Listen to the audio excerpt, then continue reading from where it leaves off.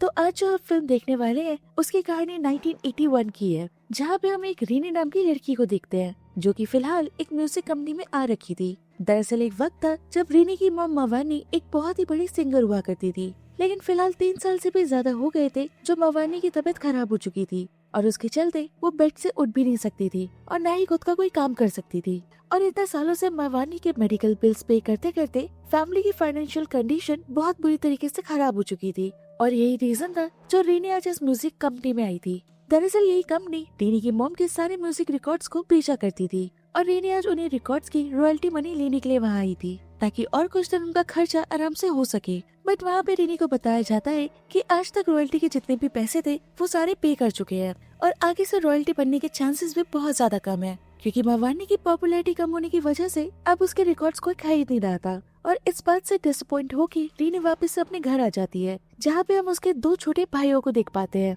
जिसमें से एक था बूंदी और दूसरे का नाम था इयान। और इयान बोल नहीं सकता था, जिस वजह से उसके साथ वो लोग साइन लैंग्वेज में बात किया करते थे। और बाद में रीनी जाके अपने डैड, जिनका नाम बारी था, उन्हें म्यूजिक कंपनी में हुई सारी बातचीत बता देती है, जिसके साथ ही रीनी बारी को कहती है कि उसे घर पे लोन लेने की बजाय घर को बेच देना चाहिए था, ताकि जो पैसा आता उससे वो लोग एक छोटा घर ले लेते और बाकी के पैसों को मवानी के ट्रीटमेंट में लगा सकते थे। लेकिन उसके डैड कहते हैं कि घर बेचना इतना आसान नहीं होता, इसलिए उन्होंने मुसीबत के टाइम पे घर के बदले लोन ले लिया था और ऊपर से ये घर उनका था भी नहीं। दरअसल ये घर बारी की मोम रहमा का था और वो सब लोग उन्हीं के साथ रहा करते थे, जिस वजह से बारी इस घर को बेच भी नहीं सकता था कि तभी उन दोनों को घर में से बेल की आवाज आती है। एक्चुअली ये बेल उन्होंने मवानी के पास रखी हुई थी ताकि कभी भी उसे किसी चीज की जरूरत हो तो वो बेल बजा के उन लोगों को वहाँ पे बुला सके। और बेल की आवाज सुनते के साथ ही रीनी फौरन अपनी मॉम के पास पहुँच जाती है, जहाँ पहुँचने पर उसे लगता है कि शायद उसकी मॉम को भूख लग रही होगी। लेकिन तभी मवानी रूम की सीलिंग की तरफ देखते हुए जोर जोर से बेल बजाने लगती है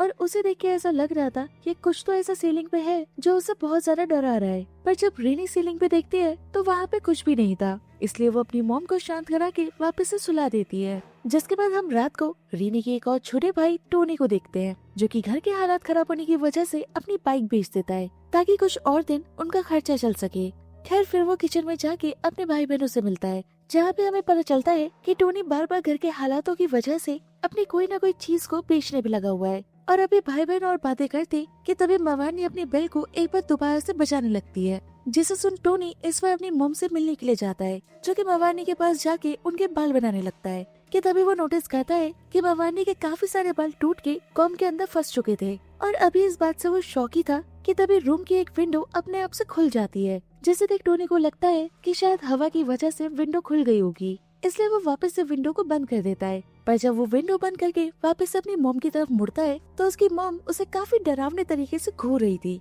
और ये देख के टोनी की ऑलमोस्ट रूह उसकी बॉडी से निकलते निकलते बचती है और वो बहुत मुश्किल से खुद को संभाल के अपनी मॉम को कहता है कि कल मैं आपके हेयर फॉल के लिए कुछ लेके आता हूँ। और ये कह के वो फौरन वहाँ से निकल लेता है। और उसी रात हम देखते हैं कि जब सब लोग सो चुके थे तो मवानी की बेल करने की वजह से रीनी की नींद खुल जाती है और वो अपनी मॉम को देखने के लिए उनके रूम में जाती है, जहाँ पे वो उन्हें देख के काफी ज्यादा शॉक हो जाती है, क्योंकि मवानी विंडो के पास खड़े होके लगातार बेल बजाने पे लगी हुई थी। अब ये देख रीनी फौरन अपनी मॉम के पास जाती है, लेकिन तभी उसे अपने पीछे से भी बेल की आवाज आती है और जब वो पलट के देखती है तो उसकी मॉम बेड पे लेटी हुई जोर जोर से बेल बजा रही थी, जिसका मतलब था कि रीनी के पास खड़ी हुई जो औरत थी वो एक्चुअली उसकी मॉम नहीं थी। कि तभी वो औरत बड़े ही क्रीपी तरीके से स्माइल करते हुए रीनी की तरफ मुड़ती है और हैरत की बात ये थी कि वो देखने में बिल्कुल रीनी की मॉम की तरह दिखती थी, जिसकी वजह से रीनी काफी ज्यादा डर जाती है और तभी अचानक से उसकी नींद खुल जाती है, जिससे हमें समझ में आता है कि ये सिर्फ रीनी का एक नाइटमेयर था।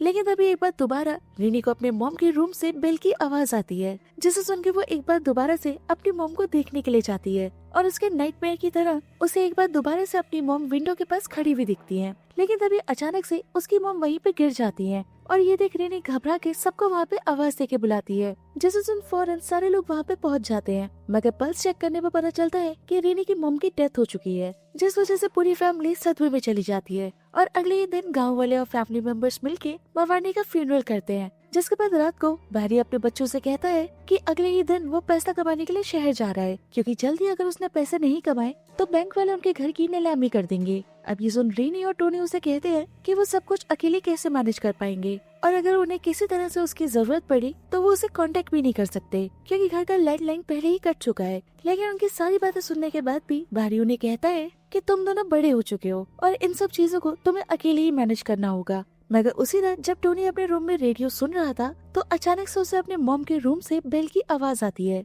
जिसे सुन के वो काफी ज्यादा हैरान हो जाता है और फिर वो आवाज का पीछा करते हुए मवानी के रूम तक पहुंच जाता है, जहाँ पे वो देखता है कि बेल हवा में लटकी हुई अपने आप से बज रही थी और टोनी के वहाँ पहुँचने के साथ ही वो जमीन पे गिर जाती है। अब ये सब देख के टोनी इतना ज्यादा डर जाता है कि वो बिना किसी को कुछ बताए अपने रूम में जाके चुपचाप सो जाता है और अगले दिन सुबह होते ही अपने कहे मुताबिक बाहरी शहर के लिए निकल जाता है। जिसके बाद टोनी भी तैयार होकर अपने कॉलेज के लिए निकल जाता है। वही रेनी घर के काम कर रही होती है कि घर में पानी आना बंद हो जाता है, जिस वजह से वो कुएं पे जाके पानी को निकालने लगती है। लेकिन तभी उसे वॉल पे लगे हुए मिरर में कुछ सेकंड्स के लिए कोई इमेज दिखती है जो कि रेनी के वापस देखने पे वहाँ से गायब हो चुकी थी। वहीं दूसरी तरफ जब बूंदी अपने पिक्चर व्यूअर टॉय के साथ खेल रहा था तो उसके अंदर उसे भी एक औरत दिखती है, जिसे देख के वो काफी ज्यादा डर जाता है। और फिर रात को हम देखते हैं कि टोनी अपने रूम में बैठ के रेडियो सुन रहा था, लेकिन तभी अचानक से स्टेशन अपने आप से चेंज हो जाता है। पर इस बात को इग्नोर कर टोनी वापस से अपना स्टेशन लगा देता है। मगर तभी उसे एक बार दोबारा से अपनी मॉम की बेल की आवाज आती है और फिर कुछ ही देर के अंदर उसे रेडियो में से भी अपनी मॉम की आवाज आती है जो कि उसी को बुला रही थी,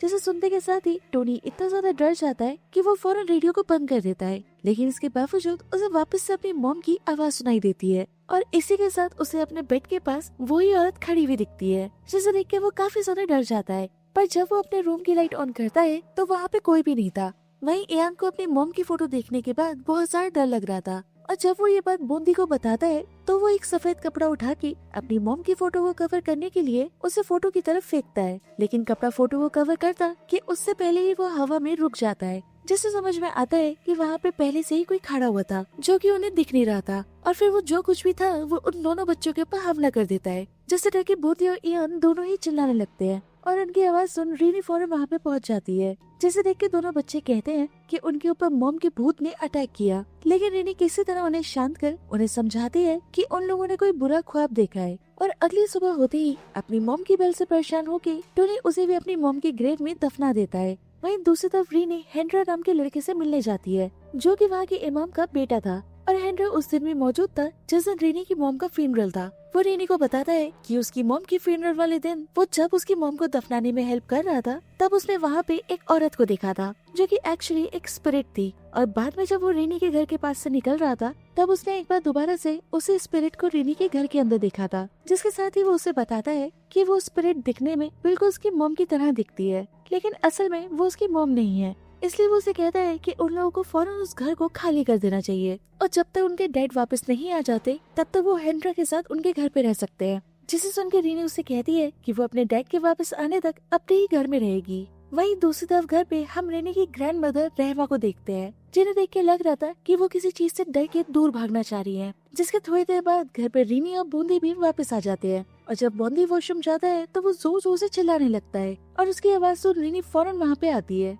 जहाँ उसे पता चलता है कि कुएं में गिरने की वजह से उसकी ग्रैंड मदर की डेथ हो गई है। और ये देख के दोनों ही बहुत सारा डर जाते हैं। खैर बाद में सब लोग मिलकर रीनी की ग्रैंड मदर का फ्यूनरल कराते हैं, पर इस इंसिडेंट की वजह से बॉन्डी की बहुत ज्यादा तबीयत खराब हो जाती है, इसलिए सब लोग मिलके उसका ख्याल रखते हैं। और बाद में जब रीनी अपनी ग्रैंड मदर के रूम में जाती है तो वहाँ पे उसे उनका लिखा हुआ एक लेटर मिलता है जो कि उन्होंने किसी बुद्धिमैन नाम के आदमी के लिए लिखा था। अब ये देख वो हेनरा को लेके फौरन बुद्धिमैन से मिलने के लिए उनके एड्रेस पे पहुँच जाती है, क्योंकि लेटर के अंदर ग्रैंडमा ने बुद्धिमैन को उनकी फैमिली को हेल्प करने के लिए कहा था। और सारी बातें सुन के बुद्धिमैन उन्हें कहता है कि वो और उसकी ग्रैंडमा बचपन से ही दोस्त थे, लेकिन बाद में उसकी ग्रैंडमा ने अपने एक दूसरे क्लासमेट से शादी कर ली, जिसके बाद उन्हें उनका इकलौता बेटा बहारी पैदा हुआ। लेकिन जब बहारी ने बड़े होने के बाद मवानी से शादी करनी चाहिए तो उनकी ग्रैंडमा इस बात के खिलाफ थी, क्योंकि उस टाइम पे सिंगर्स के प्रोफेशन को इतना अच्छा माना नहीं जाता था। लेकिन इसके बावजूद बहारी ने जिद करके मवानी से शादी कर ली, जिस वजह से ग्रैंडमा ने मवानी को कभी भी पसंद नहीं किया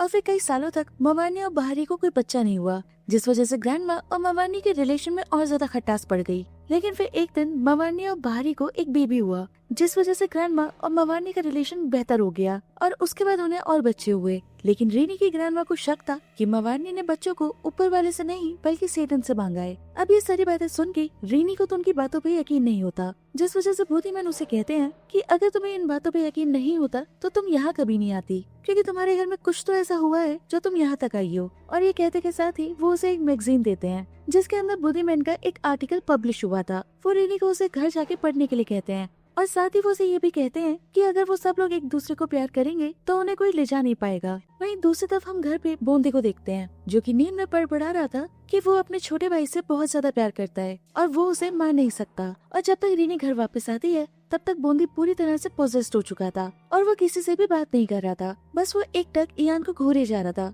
और रात को सोते वक्त बोंदी इयान को साइन लैंग्वेज में कहता है कि वो चाहता है कि इयान मर जाए। अब ये देख के छोटा सा इयान बहुत ज्यादा डर जाता है, लेकिन फिर वो इस बात को इग्नोर कर सो जाता है। मगर फिर आधी रात को जब वो वॉशरूम जाता है तो वॉशरूम का गेट खोलने पे उसे उसके अंदर ग्रैंडमा का भूत दिखता है, जिसे देख के वो वापस से अपने रूम में भागने की कोशिश करता है, लेकिन अनफॉर्चुनेटली उसके कपड़े एक कील के अंदर फंस जाते हैं, जिस वजह से और ज्यादा डर के वो चीखने की कोशिश करता है, पर बोल ना पाने की वजह से वो चीख भी नहीं पाता है, जिससे इयान के लिए वो सिचुएशन और भी ज्यादा वर्स्ट हो जाती है। पर लकीली वो स्पिरिट उसे थोड़ा सा डरा के वहाँ से चली जाती है और इयान की जान बच जाती है। खैर अगली सुबह रीनी को अपनी मॉम का एक रिकॉर्ड मिलता है जो कि देखने में उसे बाकी रिकॉर्ड से अलग दिखता है, इसलिए वो उस रिकॉर्ड को रिवर्स में प्ले करती है, जिसके अंदर उसे कुछ लोगों के चैट करने की आवाजें आती है और वो भी किसी एंशिएंट लैंग्वेज में। और जब वो घर के बाहर आती है तो उसे डरा हुआ इयान घर के बाहर रखे हुए चेस्ट में सोता हुआ मिलता है, जिसे देख के वो उसे समझाती है कि वो सब लोग उसके साथ है और उसे किसी से डरने की जरूरत नहीं है।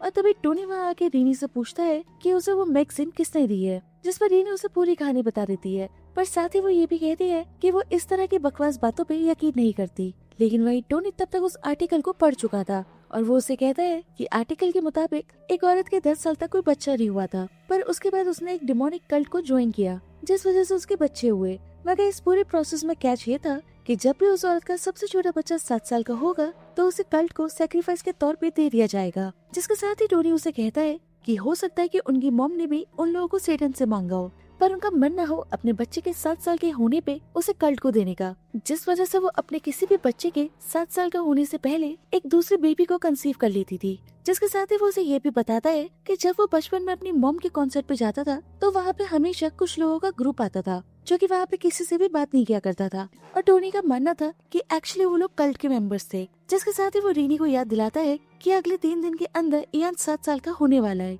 और आर्टिकल के मुताबिक ऐसे बच्चे को सिर्फ लिविंग डेड आके ले जा सकता है, पर ये सब कुछ सिर्फ तब हो सकता है कि जब फैमिली मेंबर्स उस बच्चे को खुद देने के लिए तैयार हो। पर उसकी सारी बातें सुन के रीनी को उसकी किसी भी बात पे यकीन नहीं होता और फिर वो इयान को खाना खिलाने के लिए चली जाती है कि तभी उसे और इयान को ग्रैंडमदर की व्हीलचेयर अपने आप से मूव करती हुई दिखती है, जो कि मूव करते हुए उनके पास आ गई थी। और तभी रीनी को सामने वाले कैबिनेट में अपनी ग्रैंडमदर की शक्ल दिखती है, जिसे देख वो हेनरा के डैड जो कि इमाम थे उन्हें फौरन घर पे बुला लेती है, जो कि सब चीजों को नोटिस करने के बाद उन्हें कहते हैं कि कभी भी हमारे अपने जो मर जाते हैं वो वापस आके हमें परेशान नहीं करते, बल्कि उनके रूप में बुरी स्पिरिट्स आके हमें परेशान करती हैं। और फिर जाने से पहले वो उन लोगों को डेली प्रेयर करने के लिए कहते हैं, क्योंकि उनका कहना था कि ऊपर वाले से हर कोई डरता है और अगर वो लोग दिल से प्रेयर करेंगे तो उन्हें कोई भी बुरी स्पिरिट तंग नहीं कर पाएगी। और ये कह के वो खुद वहाँ से चले जाते हैं। लेकिन जब रीनी रात को अपना मुंह धो रही होती है तो उसे खुद से थोड़ी दूर खड़ी वो स्पिरिट दोबारा से दिखाई देती है, और वही दूसरी तरफ बोंदी और इयान अपने रूम में सो रहे होते हैं कि तभी उन्हें अपने से थोड़ी दूर ग्रैंडमा खड़ी हुई दिखती हैं, जो कि वहाँ खड़ी हुई उन्हें ही घूरने पे लगी हुई थी, जिस वजह से दोनों ही बच्चे बहुत ज्यादा डर जाते हैं। दूसरी तरफ इमाम के कहे मुताबिक जब रीनी नमाज पढ़ने के लिए बैठती है तो वो स्पिरिट एक बार दोबारा से उसके आसपास घूमने लगती है, लेकिन फिर भी रीनी डरते डरते अपनी नमाज पूरी करती है। पर जैसे भी नमाज पढ़ के हटती है वो स्पिरिट अचानक से इसके ऊपर हमला कर देती है, जिससे रीनी इतनी ज्यादा डर जाती है कि वो सबको लेके फौरन इमाम के घर पहुंच जाती है। और अगली सुबह होते ही टोनी और रीनी डिस्कस करते हैं कि उन्हें क्या करना चाहिए, जिसमें टोनी रीनी को कहता है कि वो लोग उन्हें हरा नहीं सकते और आर्टिकल के मुताबिक उनसे बचने का सिर्फ एक ही तरीका है कि अगर वो उनके बनाए हुए रूल्स को डिसओबे करें, जिसका मतलब था कि उन सब लोगों को एक साथ रहना पड़ेगा, क्योंकि फैमिली मेंबर्स की मर्जी के खिलाफ वो इयान को ले जा नहीं सकते थे। और इसी के साथ टोनी रीनी को एक और बहुत वियर्ड चीज बताता है। उसका कहना था कि आर्टिकल के मुताबिक जो भी औरत उस कल्ट को बच्चों की ख्वाहिश के लिए ज्वाइन करती है उसके बच्चे अपने हस्बैंड से नहीं होते हैं, बल्कि कल्ट के अलग अलग मेंबर से वो बच्चे होते हैं। और इसी के साथ वो ये भी कहता है कि तभी उन सब भाई बहनों की शक्ल आपस में मिलती नहीं है और तभी इन्हीं बातों के बीच में हेनरा को बुद्धिमैन का कॉल आता है, जो कि रीनी और उसे मिलने के लिए बुलाता है। पर रीनी उसे कहती है कि वो अपने भाई बहनों की केयर कर रही है, इसलिए वो घर पे ही रुकना चाहती है। और ये सुन हेनरा खुद बुद्धिमैन से मिलने के लिए चला जाता है, जहाँ पे बुद्धिमैन उसे रीनी को देने के लिए एक आर्टिकल देते हैं। लेकिन वो बुद्धिमैन से कहता है कि वो रीनी का दोस्त है, इसलिए वो भी जानना चाहता है कि आखिर चल क्या रहा है। जिसे सुन बुद्धिमैन अपने रूम में काफी तेज म्यूजिक चला देते हैं, ताकि उनकी बातें अगर रूम में कोई भी मौजूद हो वो सुन न सके। और फिर वो हेनरा के कान में कुछ कहते हैं, जिसे सुन हेनरा घर जाने के लिए फौरन निकल जाता है। लेकिन तभी अचानक उसकी बाइक के सामने कोई आ जाता है, जिस वजह से सामने से आते हुए ट्रक से उसका एक्सीडेंट हो जाता है और अनफॉर्चुनेटली उसकी ऑन द स्पॉट डेथ हो जाती है। और फिर गांव वाले मिलके हेनरा की बॉडी को उसके घर तक लाते हैं, जिसे देख के इमाम काफी ज्यादा टूट जाते हैं और बड़ी ही मुश्किल से वो अपने बेटे का फ्यूनरल करते हैं। और हेनरा के पास से रीनी को बुद्धिमैन का लिखा हुआ लेटर मिल जाता है। खैर रात को रीनी इमाम के घर पे ही होती है कि तभी उसे घर के बाहर हेनरा का भूत दिखता है, जो कि रीनी को अपनी तरफ घर के बाहर खींचने लगता है। और रीनी की चीखने की आवाज सुन के टोनी और इयान उसकी आगे हेल्प करते हैं। वहीं ये सब कुछ दूर खड़े इमाम देख रहे होते हैं, बट उन्हें लगता था कि उनके बेटे की मौत रीनी और उसकी फैमिली की वजह से हुई है, जिस वजह से वो रीनी की कोई हेल्प करने के लिए नहीं आते। बट लकीली उसी टाइम पे उनके डैड बाहर ही वहाँ पे आ जाते हैं और वो सारे बच्चों को लेके वापस से घर पे चले जाते हैं, जहाँ पे वो सबको कहते हैं कि वो सिर्फ आज की रात वहाँ पे रहने वाले हैं। खैर थोड़ी देर बाद इयान को वॉशरूम जाना था, इसलिए वो टोनी को अपने साथ लेके जाता है। मगर जैसे ही इयान वॉशरूम के अंदर जाता है, वॉशरूम का गेट अचानक से बंद हो जाता है और ये देख के टोनी जोर जोर से चिल्ला के सबको वहाँ पे हेल्प के लिए बुलाता है। और उसकी आवाज सुन फौरन बाहरी वहाँ पहुँच के वॉशरूम का गेट तोड़ देता है। लेकिन वॉशरूम का गेट तोड़ते ही वो सब लोग देखते हैं कि कोई स्पिरिट इयान को कुएं के अंदर लेके जा रही थी, जिसे देखते के साथ ही बाहरी फौरन कुएं के अंदर कूद के इयान को बचाता है। मगर जब वो इयान को लेके कुएं के बाहर निकल रहा होता है, तो उसी टाइम पे हमें कुएं में से एक स्पिरिट निकलती हुई दिखती है और उसी टाइम उन्हें अपने घर के बाहर काफी सारे कल्ट के मेंबर्स खड़े हुए दिखते हैं।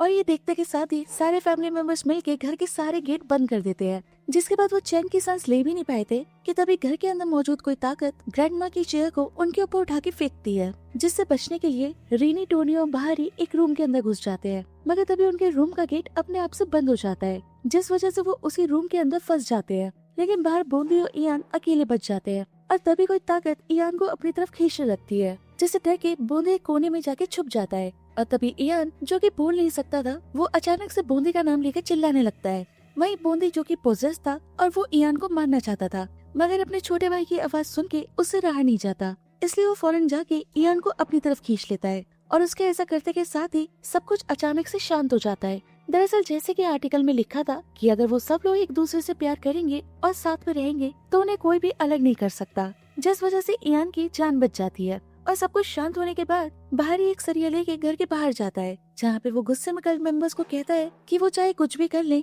मगर वो अपने किसी भी बच्चे को उन्हें नहीं देने वाला। अब ये सुन के कल्ट मेंबर वहाँ से चले तो जाते हैं, लेकिन जाने से पहले वो वहाँ कुछ फेंक के जाते हैं। खैर अगली सुबह होते ही सारे फैमिली मेंबर्स अपना सामान पैक कर लेते हैं, क्योंकि जितने टाइम तक बाहरी शहर में था उसने काफी अच्छा पैसा कमा लिया था, इसलिए अब वो चाहता था कि उसके बच्चे अब उसी के साथ रहे। और तभी उनके घर पे इमाम आते हैं, जो कि वहाँ आके पिछली रात हेल्प ना करने के लिए उन्हें सॉरी कहते हैं। और फिर जाने से पहले हम रीनी को घर के बाहर देखते हैं, जिसे टहलते हुए अपने घर के बाहर काफी सारे सीट्स मिलते हैं और उन सीट्स को देख के वो उन्हें अपने पास रख लेती है। खैर देखते ही देखते रात भी हो जाती है, मगर जिस टैक्सी को बाहर इन्होंने वहाँ से ले जाने के लिए बुक किया था वो अभी तक वहाँ पे आई नहीं थी। और तभी अचानक से घर की लाइट चली जाती है और तभी इमाम उन्हें कहते हैं कि वो अपने घर पे काफी अकेलापन फील करते हैं, इसलिए वो आज रात उन्हीं के साथ रुक जाते हैं। और तब तक सारे फैमिली मेंबर्स भी टैक्सी का वेट करते करते थक चुके थे, इसलिए सारे लोग जाके सो जाते हैं। मगर रीनी को नींद आने की वजह से वो बुद्धिमैन का भेजा हुआ लेटर पढ़ने लगती है, जिसे पढ़ते के साथ ही वो फौरन जाके टोनी को उठाती है और वो उसे बताती है कि वो लेटर एक्चुअली बुद्धिमैन का एक नया आर्टिकल था,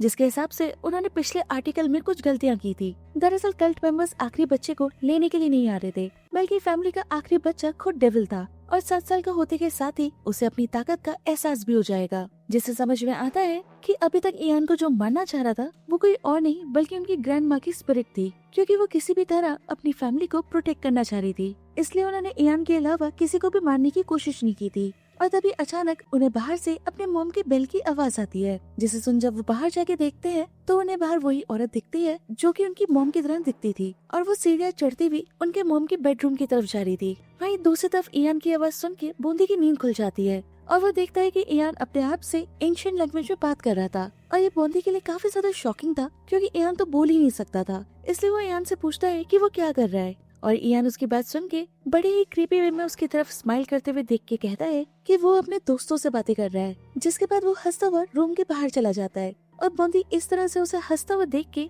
वापस से जब विंडो की तरफ देखता है तो वहाँ कफन में लिपटी हुई 2 लाशें खड़ी थी, जिन्हें देख के वो इतना ज्यादा डर जाता है कि वो फौरन बेड के नीचे जाके छुप जाता है। वहीं इमाम को भी घर के अंदर अपना बेटा दिखता है, जिसके साथ और भी मरे हुए लोग थे और वो सब लोग मिलके इमाम को मार देते हैं। वहीं दूसरी तरफ बाहर ही अपने रूम में सो रहा होता है कि तभी उसकी आंख खुलती है और वो अपनी मरी हुई बीवी को अपने पास में लेटा हुआ देखता है। और अब वो ये देख के किसी तरह से अपने रूम से निकल के रीनी और टोनी से मिलता है और वो सब लोग बूंदी को लेके जल्दी से एक रूम के अंदर छुप जाते हैं। और तभी उन्हें इयान अपनी मरी हुई मॉम के साथ घर के बाहर जाता हुआ दिखता है, जिसे देख बाहरी को अभी भी यकीन नहीं था कि उसका खुद का बेटा डेविल है। और आज जैसे कि इयान का बर्थडे था तो वो पूरे 7 साल का हो चुका था, जिस वजह से वो अपनी असली पावर को पहचान भी चुका था। खैर बाहरी फिर भी अपने बेटे को बचाने के लिए घर के बाहर जाता है, जहाँ पे इयान अपनी मरी हुई मॉम के साथ और बाकी के और भी मरे हुए लोगों के साथ खड़ा हुआ था। अब उसे इस तरह से देख के टोनी जबरदस्ती बाहरी को घर के अंदर लेके जाता है और उन्हें अंदर जाता देख मरे हुए लोगों की पूरी आर्मी उनके ऊपर हमला कर देती है।